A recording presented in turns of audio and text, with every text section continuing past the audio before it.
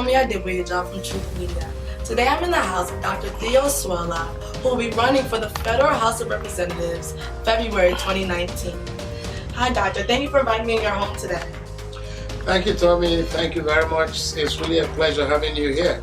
So how do you feel about the upcoming election? Tomi, I am really excited about this election. I've been waiting for this for 2 years, and I think it's the time for us to make a change.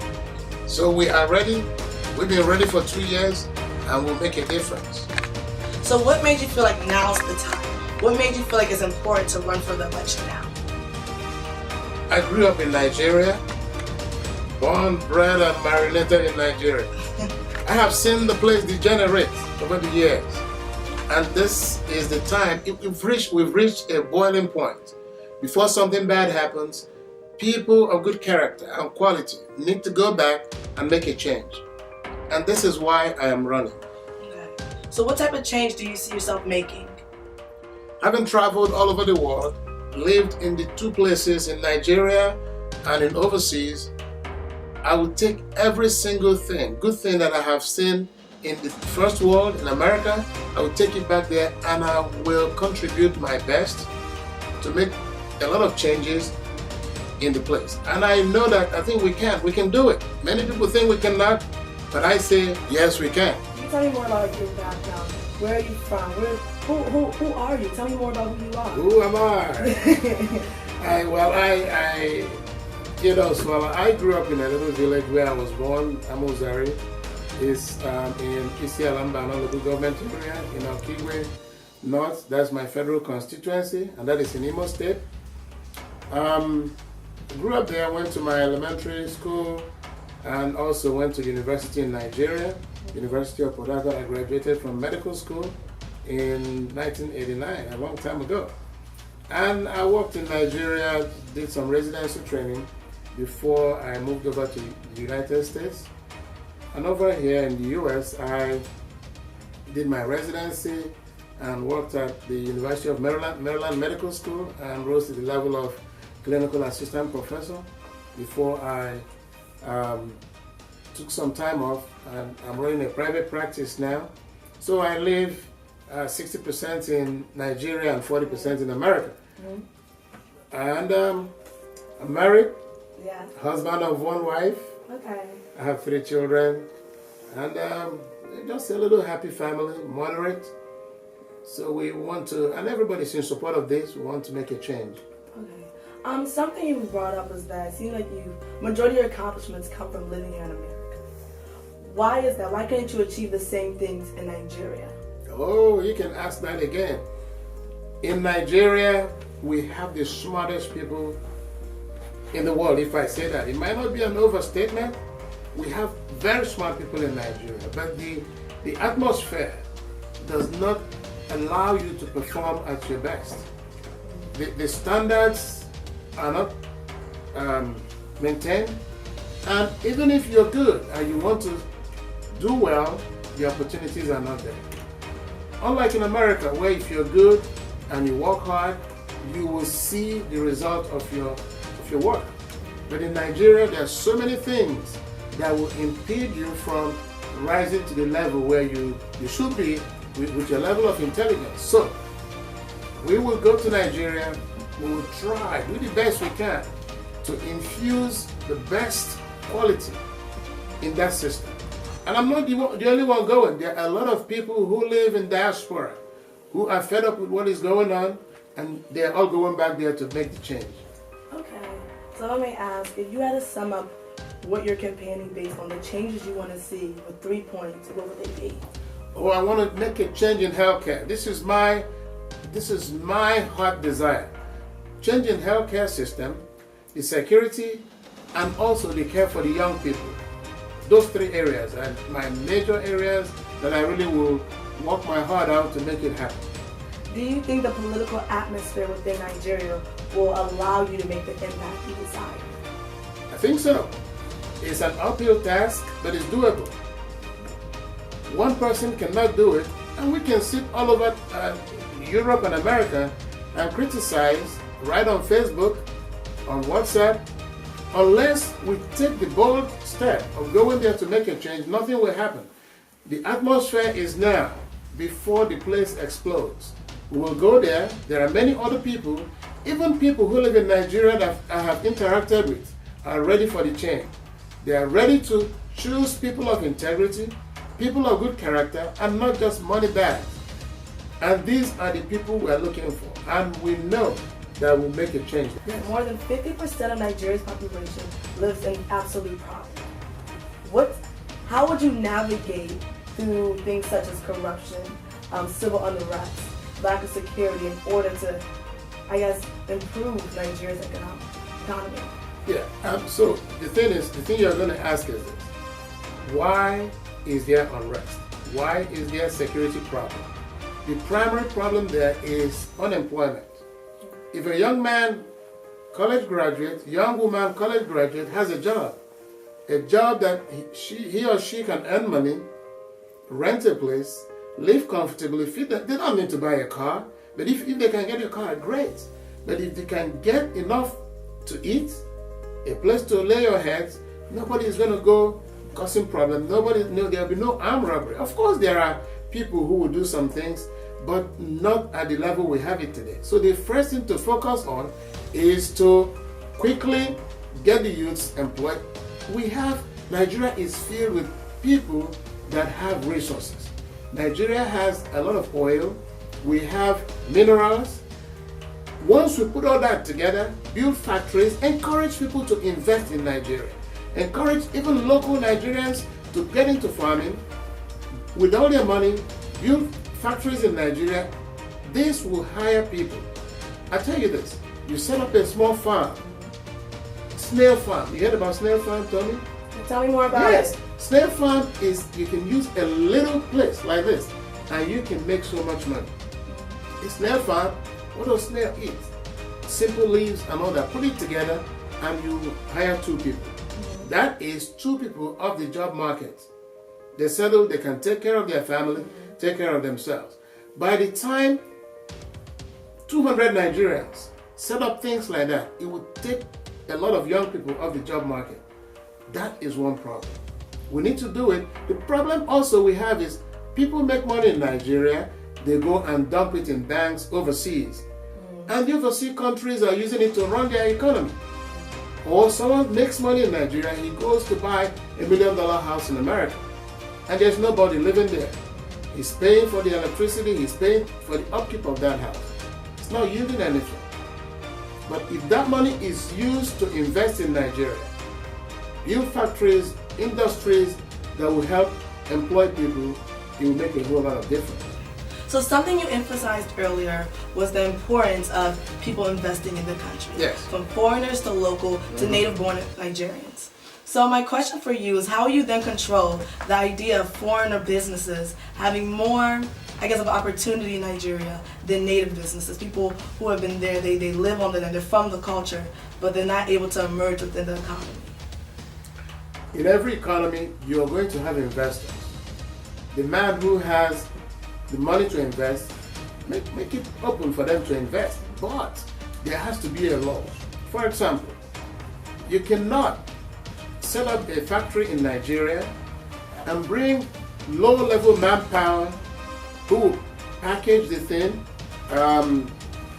wrap it up from another country. There's a basic law. People of there has to be a level where the employer of labor can say, for this factory, the engineers are specialists, they can come from wherever the foreign investor is coming from. But low-level manpower has to come from the indigenous community. That's the only way we can save our people. Or else, you allow someone to invest, they build a factory, and they bring every single person who is going to work in that factory from topmost level to the lowest level from their foreign country, then you're killing your economy. What happens is every single person gets paid salary, they take the money and go back to their country. So you're not really helping the economy. So something that you brought up earlier was to make sure that the youth is empowered so that they can be an effective asset within their community. But however, it's been seen that their education within Nigeria often doesn't allow them to have that type of opportunity. How would you go about navigating through that? I think the problem with education in Nigeria is a general disease that cuts across all sectors. We need to make a general change in our character, in the way we relate to, the way we handle issues, specifically on education. You go to the high schools or you go to the universities, the teachers are not serious. Number one, they ask for money for everything. So even someone who has a first class or a second class upper, you're not really sure if that person really is qualified for that. But as a congressman, a member in the greenhouse, I will bring everyone together and point out what is deficient in our education system. And we're going to hold every chief executive of the universities, the vice chancellors, we're going to hold them responsible. We are going to inject discipline into our academic sector. Okay. So I also want to know, with the plans that you have, do you see the idea of a middle class emerging in Nigeria? Because currently there's not. There is no middle class, Tomi. There's no middle class. The middle class has been swallowed up by the extreme 2-3% that are extensively rich, and everyone else is poor. So what happens? Once you set up an economy that is running, that is evolving, doing well, of course the middle class will begin to emerge. But also the middle class are the educated people, the people who have gone to school, specialized in different fields. These are smart people that they are not given the opportunity to show their best. Once you give everyone a playing ground, a level ground, our middle class will emerge. They get paid equivalent salaries like foreigners. They will do well because Nigerians are smart people. And this is one good area that I will, with the help of my other colleagues who are coming, we're going to make a change. And there's no stopping us because we're going to make that change. Can you please tell me more about your background? Where do you come from? Tell me more about your life story. How can you appeal to the everyday Nigerian? Tomi, it's so sad when you look at where I'm coming from. I took my son to the elementary school that I attended. He looked at me, he said, "Papa, you went to this school and you're able to get to where you are?" I mean, I felt it was sad for me. The place I came from is a little village, and the suffering is so much. I have tried the much I can to help. But my parents were teachers. My father is still alive actually. He's 94 years old. My mother is 87. Of course, old age, arthritis and all that. But because they have children they've spent their life training, when I was in school, teachers were not paid salaries. My father would go and borrow money to send us to school. I remember he sold one of his best clothes. So sold it, I can't even remember for how much, to give us money to go to school, my sister and I. We struggled all through, but as people who came from a very poor family, teachers are very poor in Nigeria. They were elementary school teachers, but they tried the best they could to send us to school. And my sister, my brothers and my sister and I, we went through universities, and we're all university graduates. And I see the same thing, even worse situation now. Retirees don't get paid, and their children are suffering. It is a sad situation. Even those who have graduated can't get a job. It is painful. Every time I think about it, it hurts me. It hurts me. But this is one of the reasons why we must make a change in that society. People cannot find food to eat, no money to train their children in school. It's not acceptable in this generation.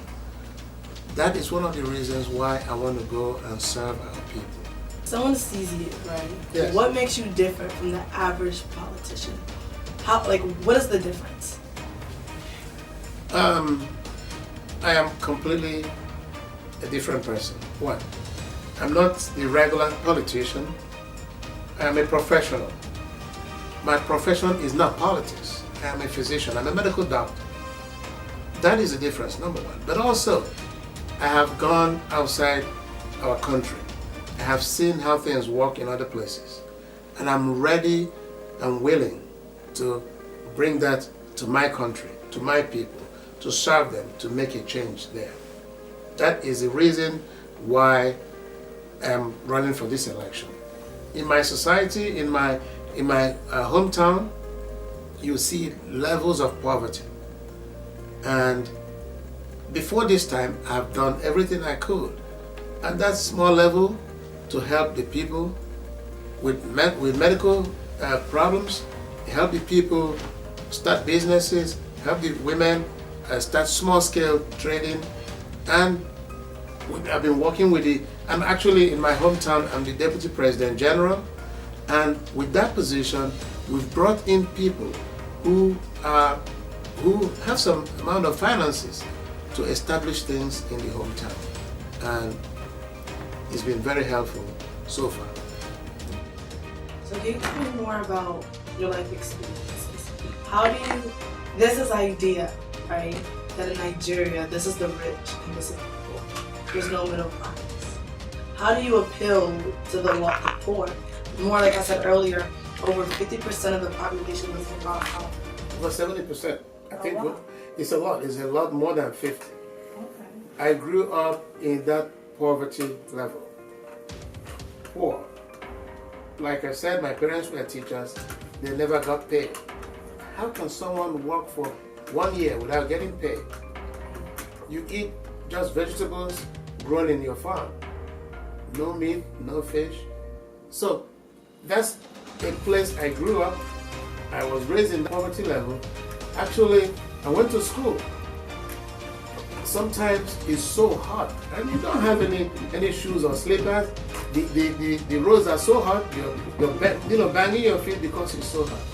Having gone through that system, and God helped me with the help of my parents and with the help of my country, Nigeria, gone through medical school. I think the right thing to do, the best thing to do, is to help other people coming behind me so they don't go through the same thing I went through.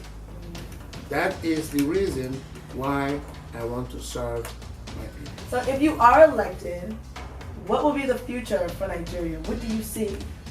So the question is when I am elected, because I know by my character and by what I have done, going by what I see where Nigeria is today, I will be elected. And when I'm elected, I see a Nigeria that is leading Africa, number one. The leading manufacturer of goods in Africa. Nigeria is made up of great potential, men and women of great intellect. All we need is to harness our resources, have them properly managed, and Nigeria will serve the world. Nigeria will take care of her citizens. Nigeria will feed her people. And also Nigeria will be a place that every Nigerian living in diaspora will return and be proud to be Nigerians. It doesn't matter what anybody thinks. I know that Nigeria will return. I can tell you, when I was young, Nigeria was a great country.